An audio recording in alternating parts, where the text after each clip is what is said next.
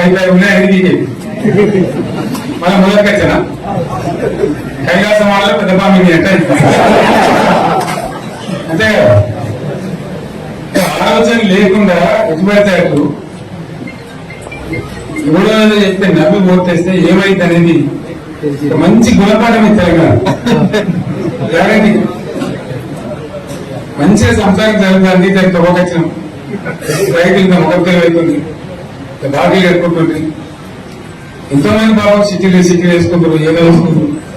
రైతు బాగా పైసలు పడితే ఎంత సంతోషం ఉంటుంది ఆయన మేము దండ వేస్తాం ఇప్పుడు వాడు ఎంత ఏదో బాగుంటుంది ఇచ్చినప్పుడు మోసం ఎందుకు మళ్ళీ ఎలక్షన్ కోసం దానికోసం చేస్తారు తప్ప కర్మైన పేరు వాడు ఇచ్చాము కదా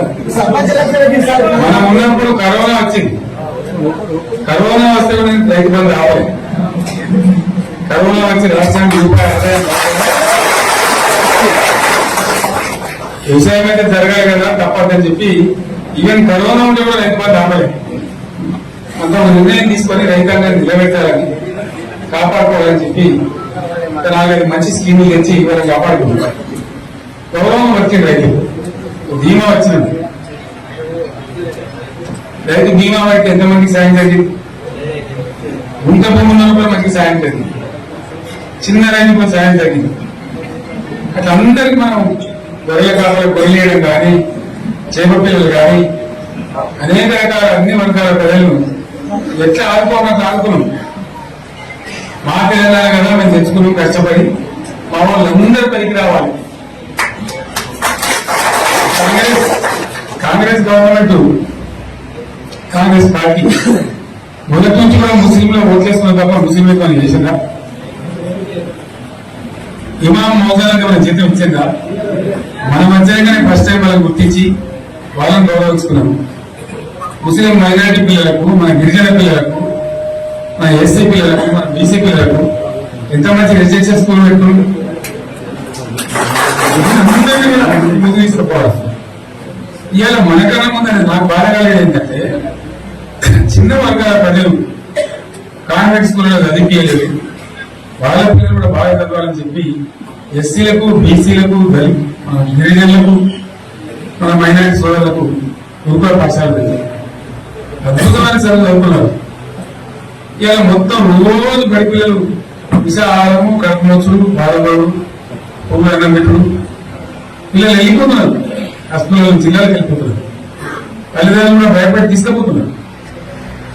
ఏం కోరానికి నాకు అర్థం కాదు మళ్ళీ ఇది చేసి ఇప్పుడు మళ్ళీ అదే కాంగ్రెస్ పార్టీ అంతేనా మళ్ళా పాత కాంగ్రెస్ మోపైంది మళ్ళా కరెంట్ కోతాలు మోపైంది విడకాలానికి ఏం గట్టేస్తుందో మా చెప్పి ఏమైందో ఇంకా కరెంటు కోతాలు మోపాయి మంచినీళ్ళు సరిపోతారు అడిగే నాకు లేడు ఎవరైనా గట్టి నిలబడి నిలదీశాక వారికి పోలీసులు నిలబట్టేయడం ఇదేనా రాజ్యం ఇట్లా ఉందా రాజ్యం ఎందుకు వచ్చింది పరిస్థితి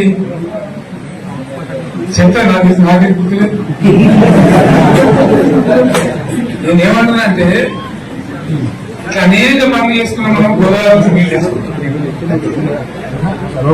నీళ్ళు వేసుకొని మంచి నీళ్ళు ఎక్కడ సాగు నీళ్ళు ఎక్కడ పడతాయి మెదకులో ఇంకా కాకుండా కొట్ట అంటే కాకినాడ జిల్లా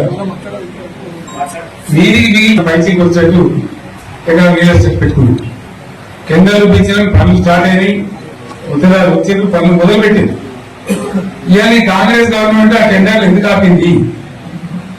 సంగమేశ్వర బసవేశ్వర ఎత్తిపోతల పథకాలు ఎందుకు నిలిపేసింది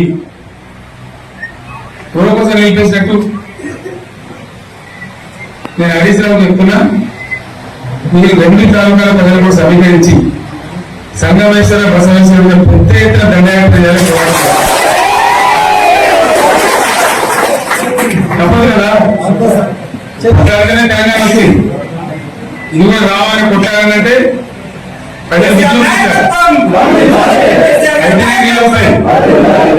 సంగమేశ్వర లిఫ్ట్ రావాల్సిందే బసవేశ్వర లిఫ్ట్ రావాల్సిందే ఖచ్చితంగా రెండు తాలూకాలు కూడా 1,50,000 నీళ్లు ఉంటే పాటలు మనం బతుకుతాం.